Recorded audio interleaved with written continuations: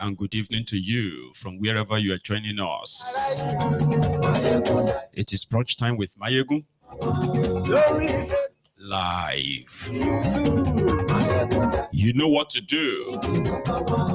As you are joining, after reading the caption, read the description as well. Then like the broadcast.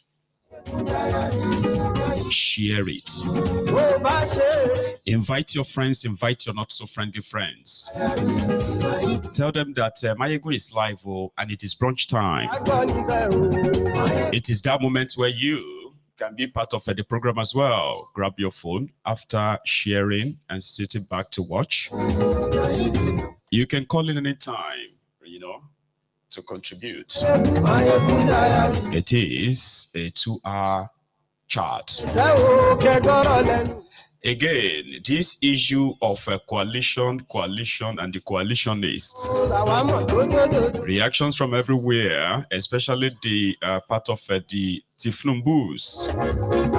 There have been those who have said that it is inconsequential. But their meltdown says otherwise. In the last 1 week, we have seen a lot of reactions from those who are supposed to have, the control over the 2027 election. They don't appear to have all it covered. They seems to be sounding more obsessed now. So give me a sec.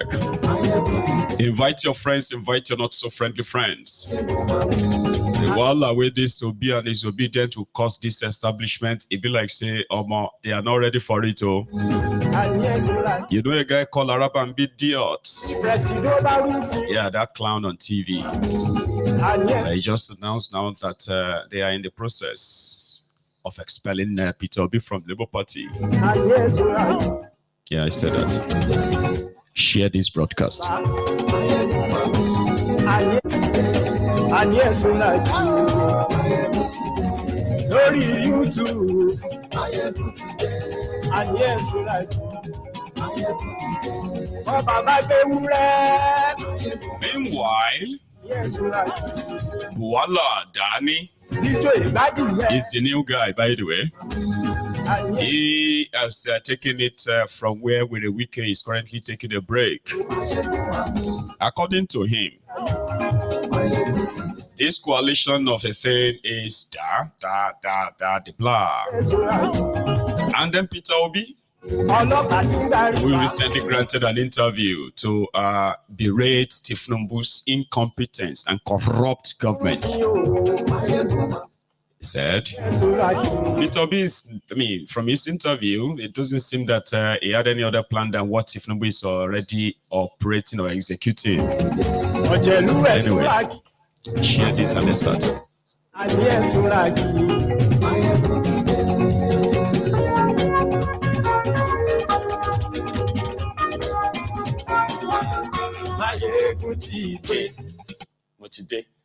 So good afternoon once again, and good morning or top of the moment to you. Sorry for the late start, by the way, as you have joined us, right? This afternoon, this is what we call the brunch time or Mayegun's Diary Political. If you are new, right? And you've always wanted to possibly contribute as well. Maybe you've heard people phone in or you've heard people's conversation enough that you agreed with or you disagreed with. The brunch time is that perfect place and perfect time to phone in and add your own widow's mite. It's a snippet. It's like a snippet to what is still to come on the prime time on Mayegun's Diary Political. So sit back, relax. Let's hear from the new guys and their new obsession, which is Obi. And there's something I'm going to say after that anyway. So first, Ulabadani, who also went to Brazil with Kolu. I think he first made this video talking about Obi's interview. Listen. Something funny happened yesterday on Channel Television when I was listening to Bajo Peter Obi. On a recorded interview, actually, which was aired by ABP. And it was intended in that interview that Peter Obi would take down our government and our policies. Unfortunately for him and the coalition of intelligence-based politicians, his performance was below par, as I read in various platforms. Some of the people complained. In fact, my initial assessment is that the interviewer, at some point, got lost, and he couldn't get from Peter Obi that kind of energy, so that to engage in a very stimulated and intellectually driven conversation, because Peter Obi was far below. An example of them was when he was asked how he would fix power. They asked him whether he believed there is a power problem. He said, no, it's rocket science. They asked him how he would fix it. He said, it's very easy. Egypt did it in 5 years. He said, so how will you fix it? He said, it's rocket science. It's not a rocket science. He said, so how will you, as the person, do it? He said, I'm telling you, so Egypt did it in 5 years. Very deceptive, slippery, incoherent, and without a coordinated thought on any subject. And I will do an interview where I'll put them all. Even another example is when he said, I will not buy private jet, I will not buy a jet. If I'm the president, I'll fly British Airways. So that's Danny. You know something about these guys is that when they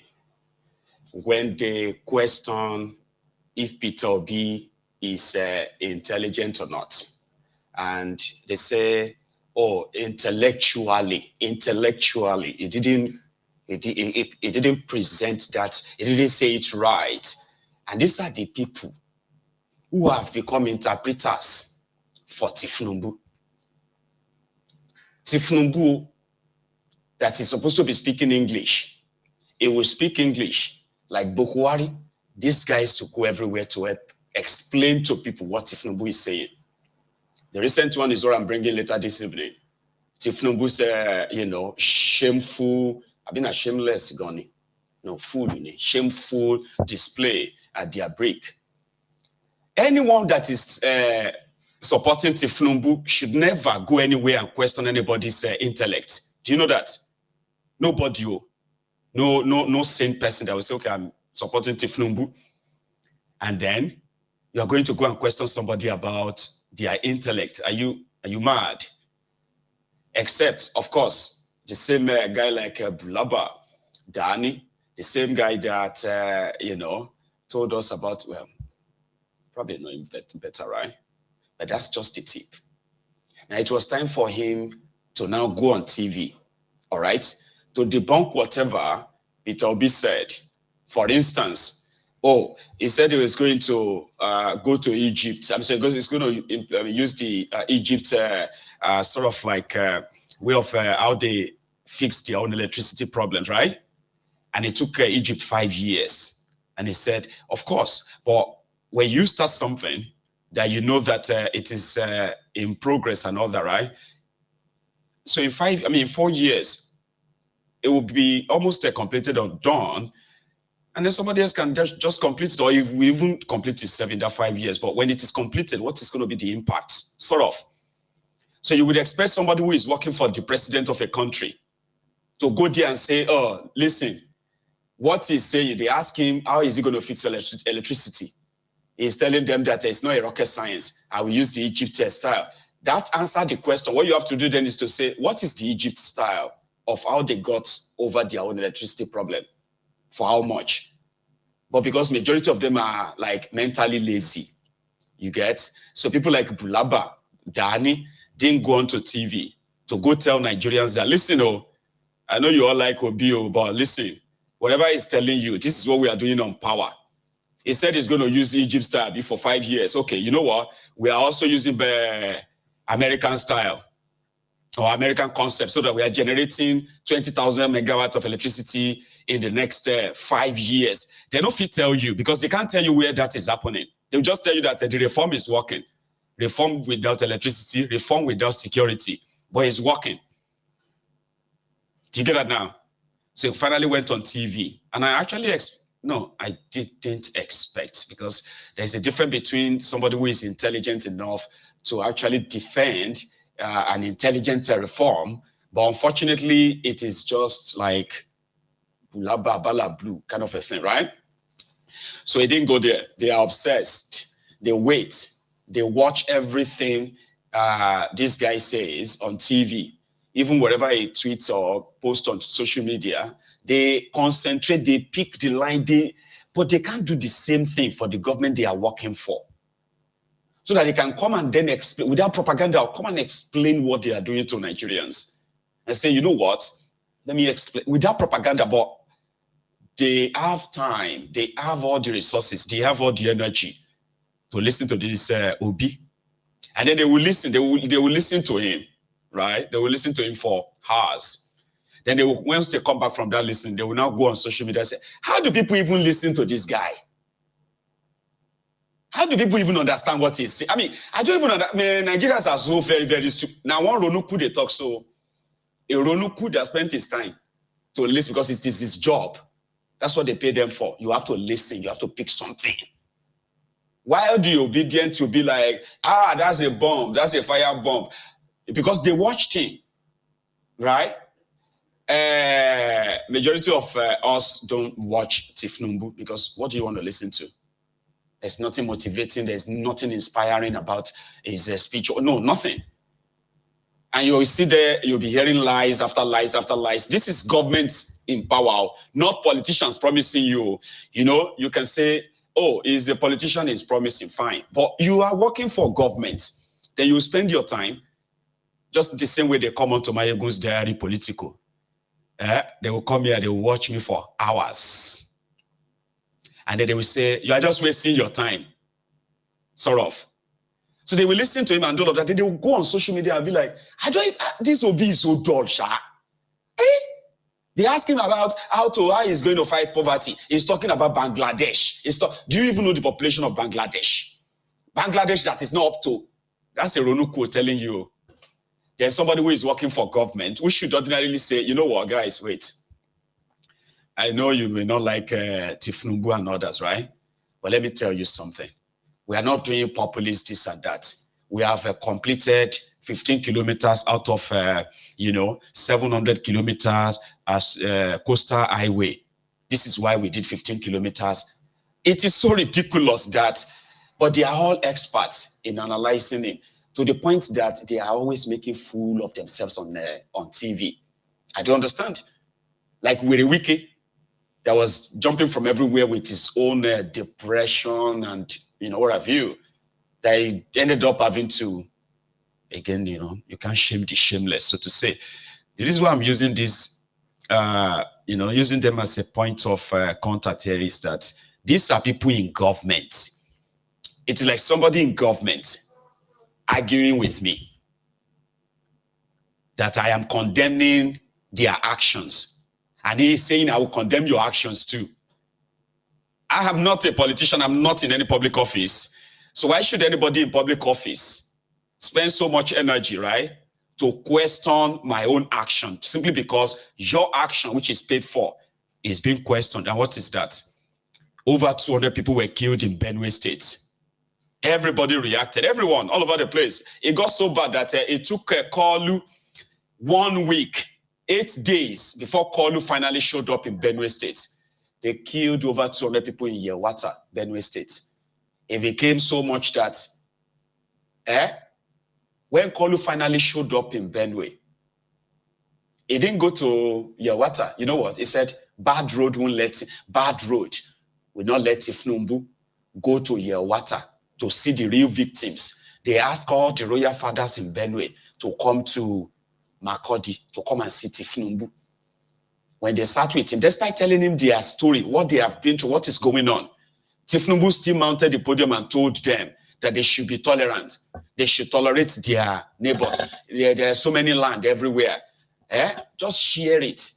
Referring to the same statement of Bokwari when Femi Oponu-Adeshina said, your land or your life. Then a presidential advisor went on TV, Bulaba, and he said, VeryDarkMan is more empathetic to Nigerians than Peter Obi. I mean, you can say that. See, you can say that because Depends on what you feel like. Okay, you can say, oh no, I mean, I prefer VeryDarkMan than Obi. Fine. Presidential spokesperson, presidential advisor, media advisor went on TV to go and tell Nigerians that why did Obi not go to Benue State when people were killed in Benue? Not minding the fact that it is that fatherless, what do you call his father, Alia. It was him that broadcasted to his own state and announced that Peter Obi is not welcomed in his state. And you all know the story, yeah? The Bwala went on TV to blame Obi for not going to Benue. That Obi should be empathetic before he become president. Do you understand the kind of mental disorder somebody will be suffering to be so obsessed that you start sounding so stupid that you even forgot that you're actually a government staff? Do you get what I mean now? Like, me and you can throw banters. I feel talk to you, you can talk to me. Shut up your mouth. You this my ego very useless. I say, no, yeah, now your papa useless. You know what I mean? I mean, maybe you don't know what I mean. Watch this. Who wants to lead the country from Mr. Obi's reference, it should have empathy. Does it look like this government doesn't have concern for empathy for citizens? VeryDarkMan has more empathy than Peter Obi. He's not a politician, but he was in Benue. Why does he have to wait until he becomes a president before he gets to Benue? Why will he wait until he becomes a president before he will demonstrate? Empathy is personal, and it can be public. So him as a person, where principal did not go there.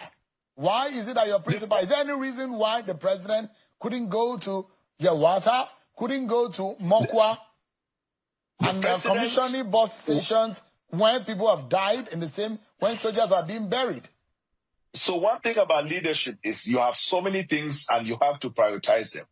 If the president were to be physically in Yelwata, would he have made the difference since he was in Benue? You see, some of this rhetoric of Peter Obi and by extension the opposition is neither here nor there. It is because they lack basic things to talk about as far as governance is concerned. They go to talk, okay, because if he was not in Benue, they will say he didn't go to Benue. Now you went to Benue, why didn't you go to Yelwata? The shifting of goalposts is one of these elements you find in these internally displaced politicians. How many of them are gasping for power now? About 6, 7 of them. Who among them has gone there? Go to England, go to America and see the opposition, what they would have done. Secondly, Peter Obi is talking about, how did he even put it about that the president was commissioning something instead of going to where people have died? If he understands the institution of the presidency, if he understands leadership, if he even knows the constitution of Nigeria, he knows that under Section 5, the president exercised that power by himself through the vice president, ministers, agency heads, and government of the federation. So anybody in this government that you see in any part of Nigeria where there is crisis, and I dare say the National Security Advisor has been going to all these places where there are crises. The military officers have been going in all these places where there are crises. The intelligence officers have been going to all these places where there are crises. These individuals are representative of Mr. President, except if he doesn't know what Section 5 is. And this is why they don't even know how to register a political party. And they started complaining. I find it very intriguing, honestly, that this element that come together under opposition have still not been fair to the Nigerian people to come up with concrete plans that they have. They are association of people desperate for power. Unfortunately for them, Nigerians know them. These people do not come like a clap of thunder out of a blue sky. We know their history. In fact, one of the characteristics of Peter Obi is falsehood, disinformation, and misinformation. Since 2023, when people fact-checked him, he has ceased saying, go and verify. So when I listened to some of the things he was saying that 2 days ago, I felt ordinarily we are not even supposed to react to him because Peter Obi now is a non-issue, is a non-starter. Already he has considered his presidential ambition to Alhaji Atiku Abubakar. Now he has become a second fiddle. Man, somebody, Papa. That's a Daniel Bulaba, Atifu's spokesperson in 2023, that joined all of us to shout, drug dealer, certificate forger,